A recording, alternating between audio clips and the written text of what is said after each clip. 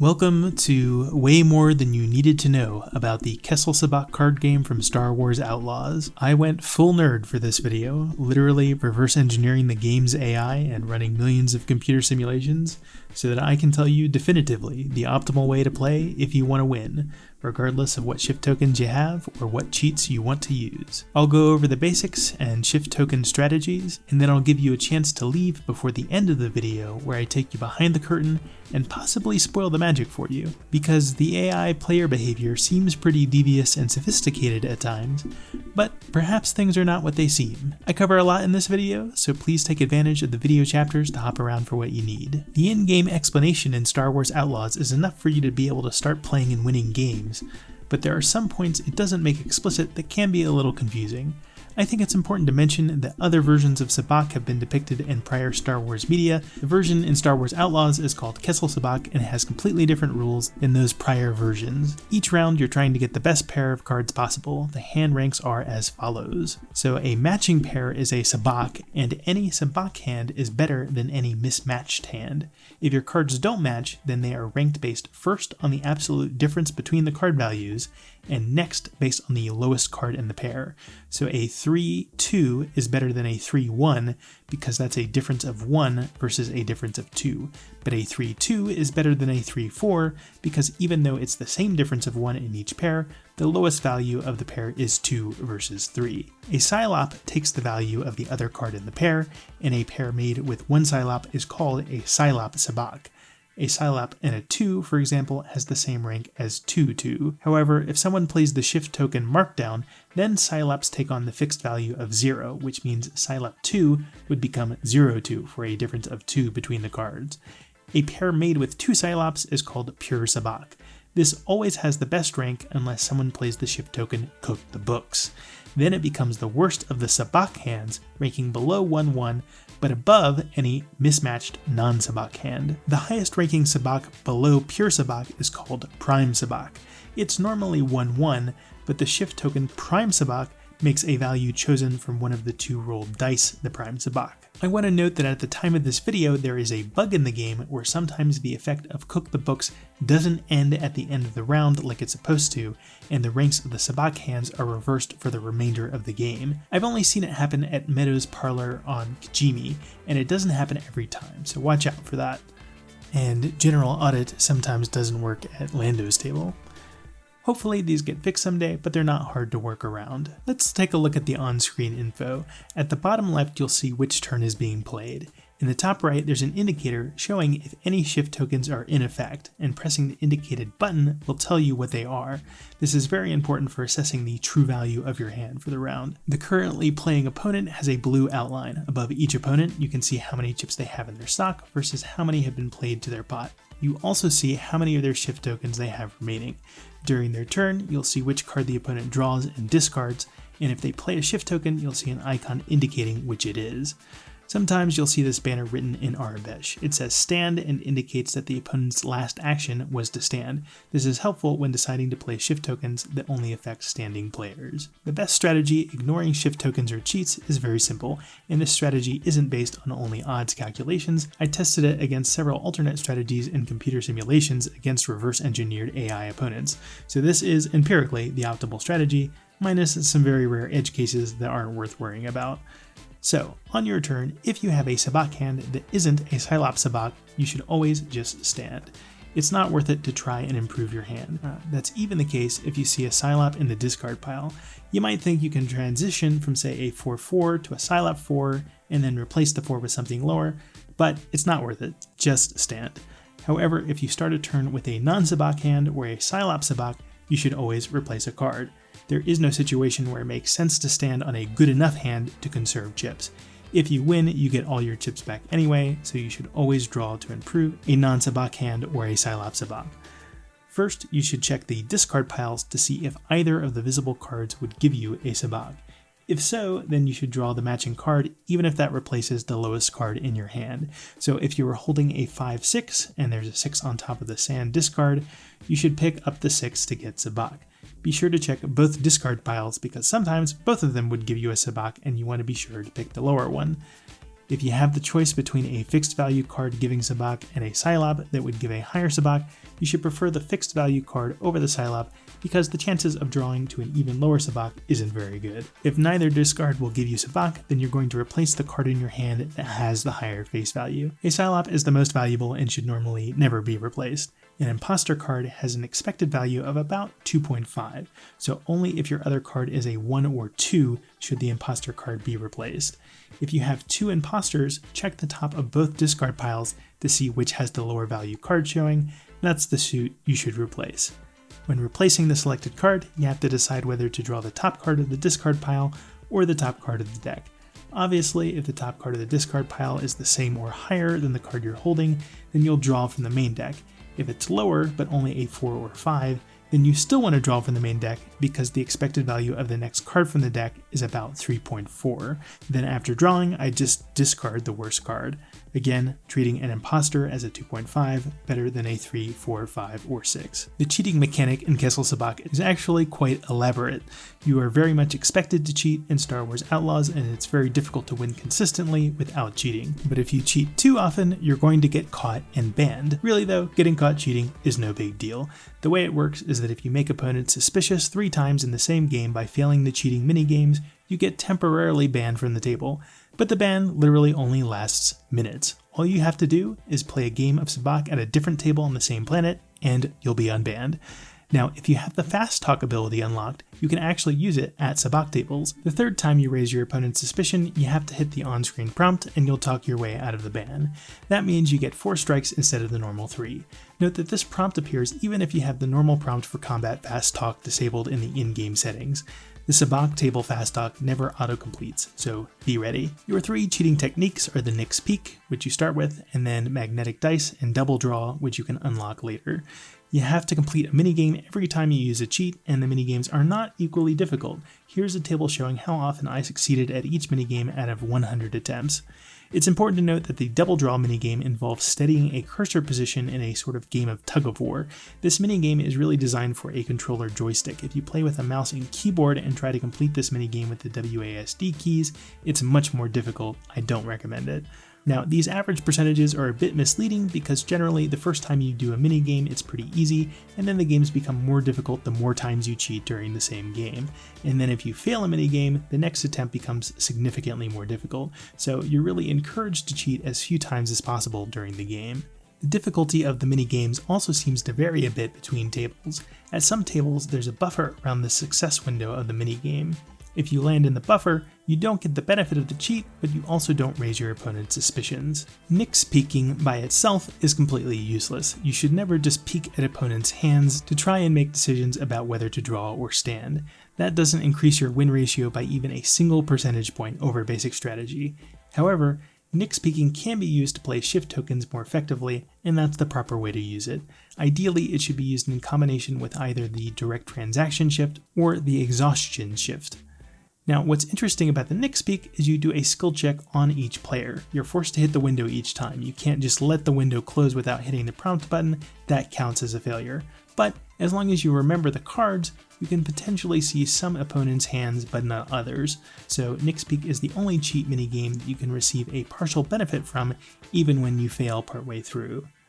It's also the only minigame that you can retry. If you fail one of the skill checks, you can actually immediately retry the cheat on the same turn. However, the difficulty of the prompts will be at least as hard, if not harder, on the next attempt, so it may or may not be worth it depending on how much info you got on the first try. The magnetic dice are the most straightforward to use. They'll let you rig any dice roll. If you start treating imposter cards as the best card in the game, second only to Psylop, then you can increase your win percentage by as much as 24%.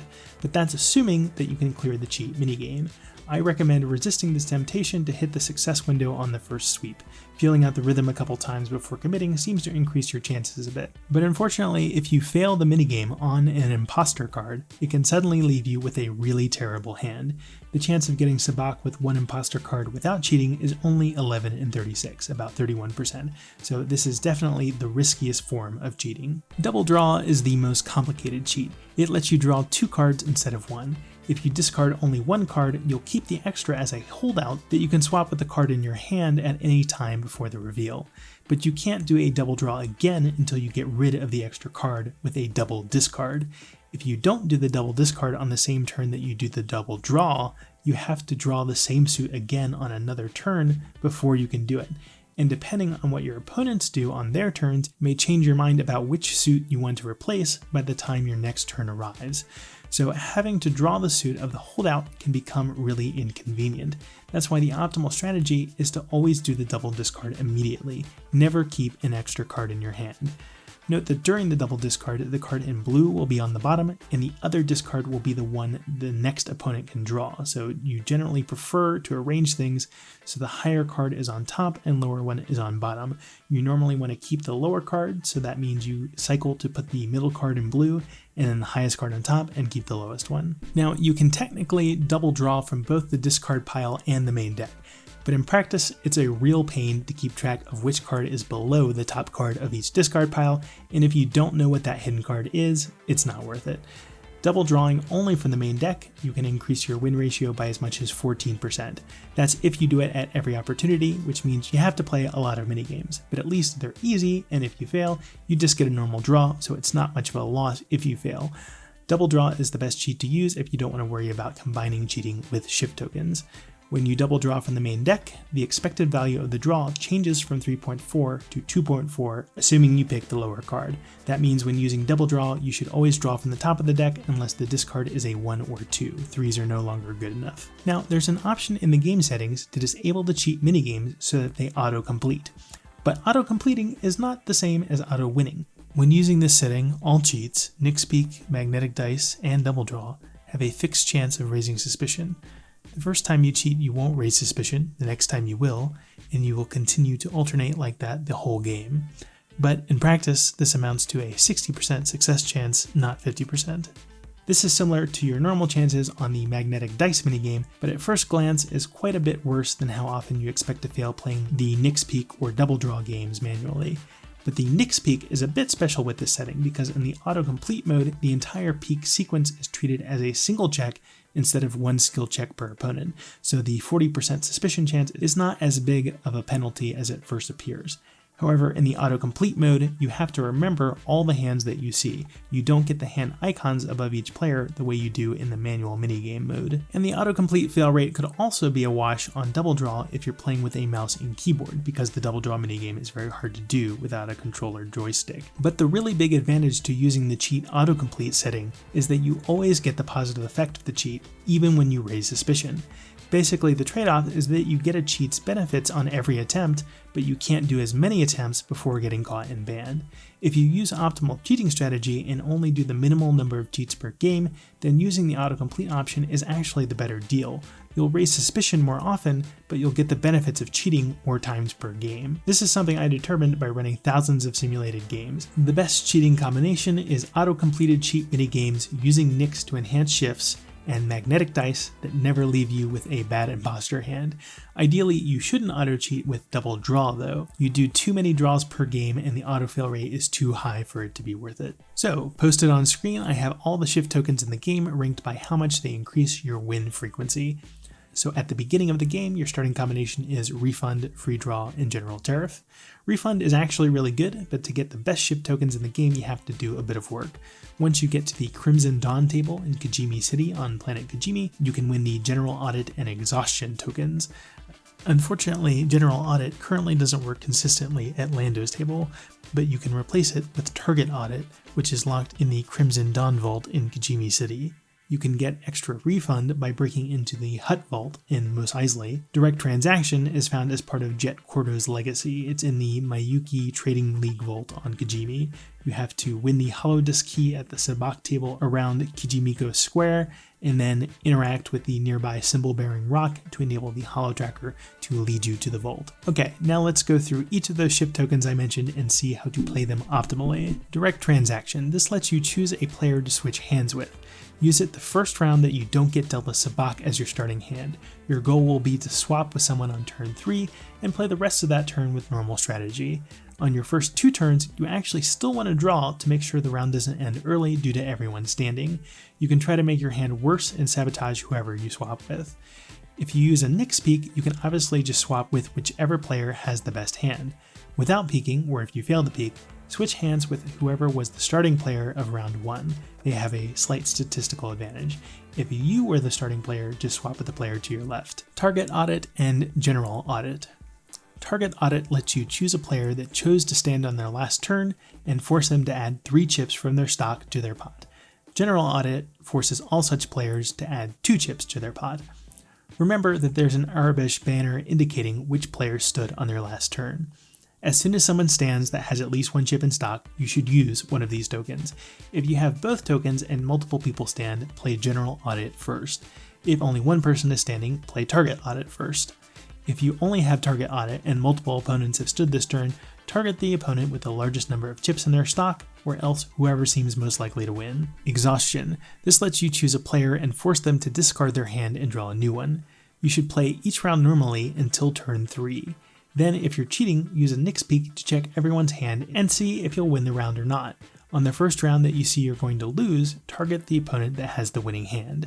If you're not cheating, play Exhaustion on turn 3 of the first round and target the starting player of the round, or if that was you, the player to your left. Refund and Extra Refund. These tokens let you return 2 or 3 chips respectively from your pot to your stock.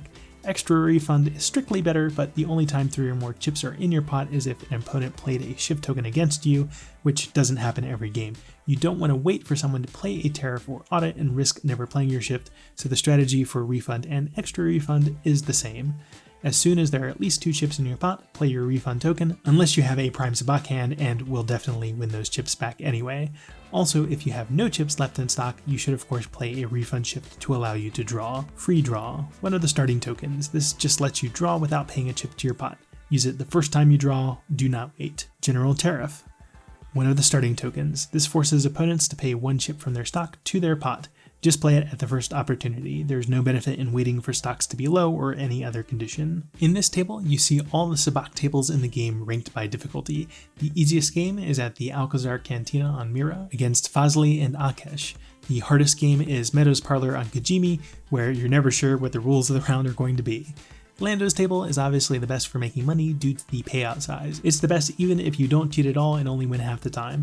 But you can see that as far as making money goes, the high roller tables are all better than the syndicate tables, which in turn are better than the public tables. So I can't cover every possible scenario, but I suspect most people will enjoy extracting as much money as possible from Lando's table, and I tested that specifically, but the same strategy should work well elsewhere. Your best shift token loadout looks like this: Target Audit, Direct Transaction, and Exhaustion, where you're using Nix Peeking to make Direct Transaction and Exhaustion more effective. If you play the minigames manually, then you should use both magnetic dice and do double draws.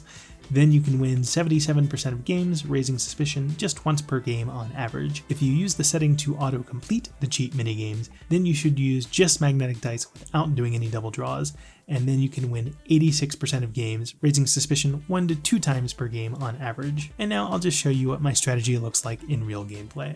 I start the game without Sabacc, so my plan will be to use Direct Transaction to swap hands with someone on turn 3. Lando is in stand, so I'll be targeting him with an Audit. Keel has played Cook the Books, so I'll be looking to swap with a 6-6. On my turn, I'm going to draw to make my hand worse, close to a 6-1. No point in cheating here since I'm not actually trying for a winning hand. I'm never worried about spending chips because my plan is to win the round and get them all back anyway.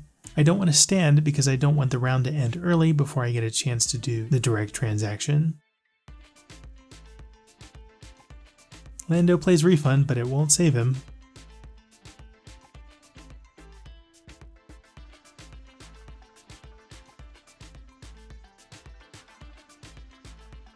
I pick up the discarded 6 to complete my Sabotage hand.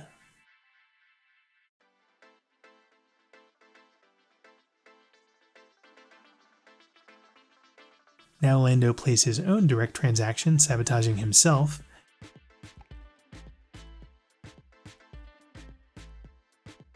With magnetic dice, my new hand is effectively a Sabacc, but it's probably not good enough to win the round.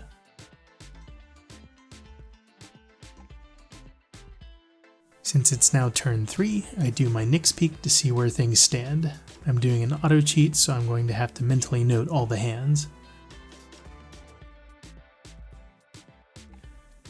Normally, with a Sabacc hand, I'd just play Exhaustion on the best hand. That often incidentally makes you the winner, but in this case, I'm going to tie with Zoba, who also has a 2-2 Sabacc. So I'll stick with my original plan to do a direct transaction with Keel 6-6 to avoid a tie.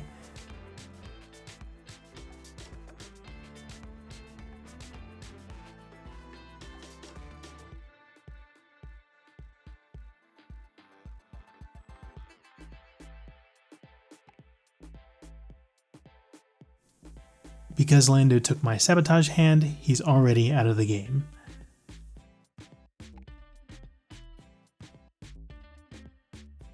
Round 2, and I have a non-Sabacc hand but no direct transaction. So now I'm going to try to improve the hand like normal, and if it's not good enough on turn 3, I'll play Exhaustion on the winner. I can't get Sabacc with the discards, so I'm just replacing my higher card, the 6.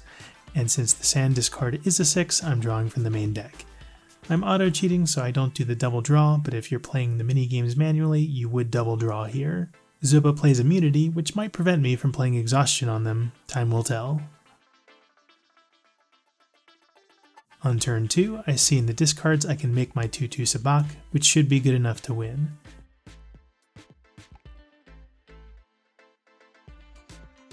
On turn 3, I'm going to Nix Peek to see if it's worth playing Exhaustion or not.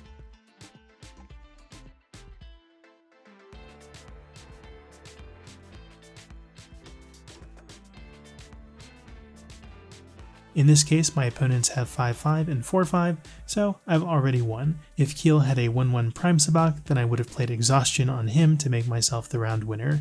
The peek raises suspicion, but it hardly matters. As long as you stop cheating once you get your third strike, you won't get banned, and you'll usually win on your advantage from the earlier rounds anyway.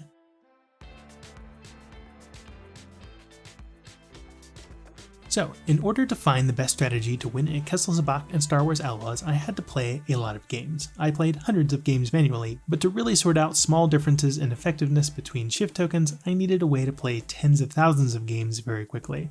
Since I'm a computer programmer, I was able to write a Ruby script to simulate games in bulk and calculate statistics on them. But to make my simulation, I needed to figure out how to program the players so they behave the same way in my script as they do in the real game. I don't have access to the game source code, so I just recorded a bunch of games where I used Nix Peeks to monitor every player's hand, and then went back and reviewed all the decisions made by the computer players to see if I could reverse engineer their programming based on their behavior. And I feel like I was able to do a pretty good job of it. My simulated games look very similar to the ones in Star Wars Outlaws. So, do you want to know how the AI players work? The answer is interesting from a game design perspective, but maybe a little disappointing if you just want to be immersed in the world of the game. Probably what most people want to know is if the computer players cheat, and if the outcomes are scripted in any way. Well, the first game you play at whatever table you play it at definitely starts as a scripted tutorial, but after that, the answer seems to be no. The games aren't scripted per se, but the different players at each table have different probabilities of winning, and that means that frequently you end up going head-to-head with the high roller characters, for example. But the hands are not predetermined, and the computer players definitely do not cheat. Certain shift tokens like Direct Transaction, Exhaustion, and Markdown become much more effective when you know the other player's hands, but again and again I saw the computer players deploy these tokens very suboptimally. For example, Lando will use Direct Transaction even when he doesn't have the worst hand, and will swap with a player that doesn't have the best hand. Players will play Major Fraud when Kay is holding 2 imposters, changing the value of both to 6, thus giving her Sabacc and guaranteeing her victory. Or they'll play Markdown to set Psylapse to 0, but no one is even holding a Psylap. One of the first odd things I noticed in the AI players is that they pick up imposter cards way more often than it makes sense to. And at first I thought that this was just a way for them to cheat, because if all players have imposter cards at the end of the round, the game can just fudge the die rolls and get any outcome at once. But by all appearances, the die rolls are all just completely fair and random. But what it looks like is that randomly, half the time, the computer players treat imposter cards as if they were second only to Psylap. And I say randomly because once I saw a computer player trade an imposter for another card on one turn, and then trade that card back for the very same imposter card on their next turn. This behavior doesn't help the AI players at all. It strictly makes their odds worse, but it does make their behavior more similar to what you do if you're using magnetic dice. So I think this is basically a way to make the shift token major fraud more valuable, because if the AI only picked up imposters when it made sense, major fraud could only ever be used against you, and trying to use it yourself would do nothing because the opponents would never be holding imposter cards. So the AI doesn't cheat, and in fact it's pretty nerfed.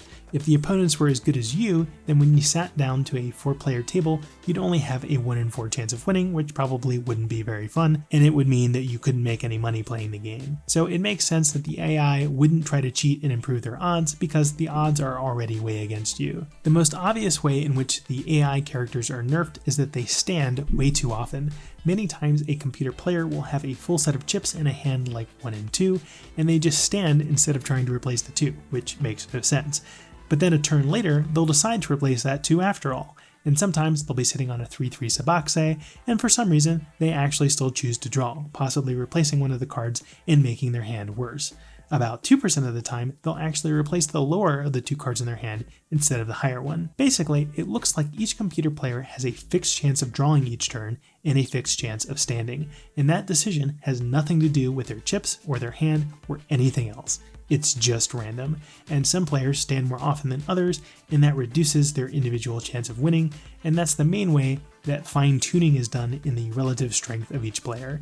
And that helps games play out in a nice feeling order that leaves you head-to-head with a high roller, for example, without making it the same every time. But the big differences in the win ratio of each player come not from standing, but simply come from the shift tokens that they use. As I've shown, some shift tokens are way more effective than others, and at the high roller tables, for example, the players just have better shift tokens. There's actually no difference in the core strategy used by any of the computer players in the game. They essentially just use the optimal strategy I described at the start of the video.